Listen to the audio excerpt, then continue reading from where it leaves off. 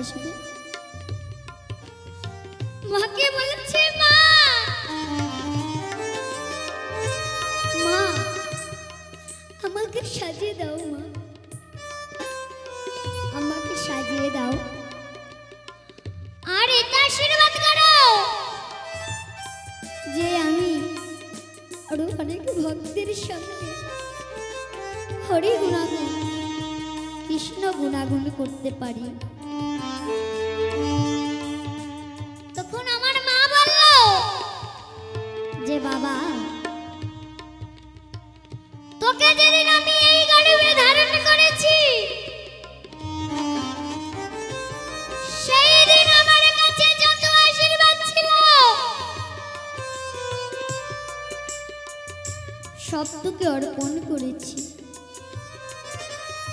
এবং কোন মাই তার নিজের সন্তানের জন্য কোনো আশীর্বাদ নিজের কাছে রাখে না,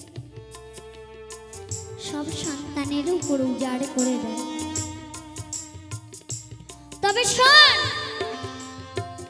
তুই যে আসরে গান গাবি সেই আসরে দেখবি তোর হাজারে হাজারে মা বসে আছে, তাদের কাছ থেকে তুই আশীর্বাদ চেয়ে নিবি। তাই আমি একটি ছোট্ট শিশু, আমার গানের মাঝে যদি কোনো জায়গায় ভুল ত্রুটি হয় সেই ভুলকে ফুল মনে করে আমাকে ক্ষমার দৃষ্টিতে দেখবেন। এইভাবে আমার মা আমাকে সাজিয়ে দিতে লাগলো। হঠাৎ থেকে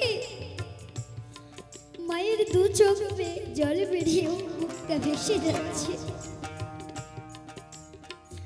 আমি মাকে বলছি, মা মা তুমি কাঁদছো কেন? মা তুমি কাঁদছো কেন? তখন আমার মা বলল, বাবা তুই যে আমার নয়নের মনি, তোকে যেদিন আমি এই গর্ভে ধারণ করেছি সেই দিন আমার কাছে যত আশীর্বাদ ছিল সব তোকে অর্পণ করেছি, এবং কোনো মাই তার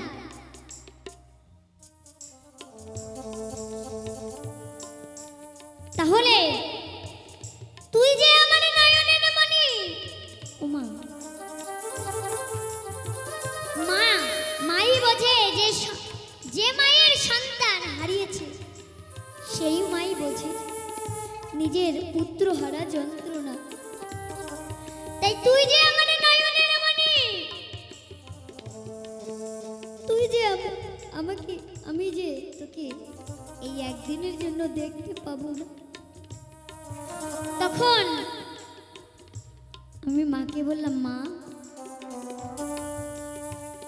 এর জন্য তুমি কাঁদছো?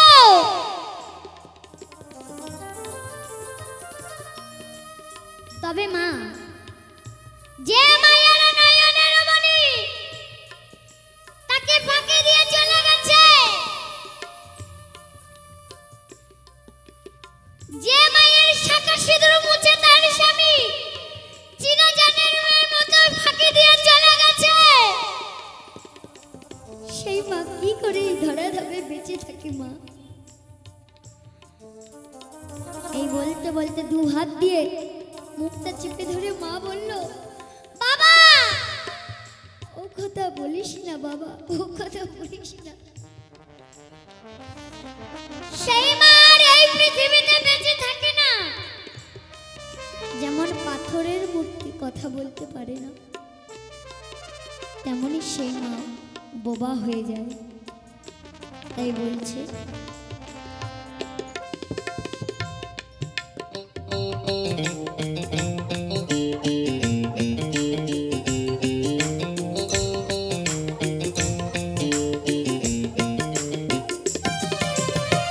কেউ তো করে মায়ের পূজা, কেউ বা করে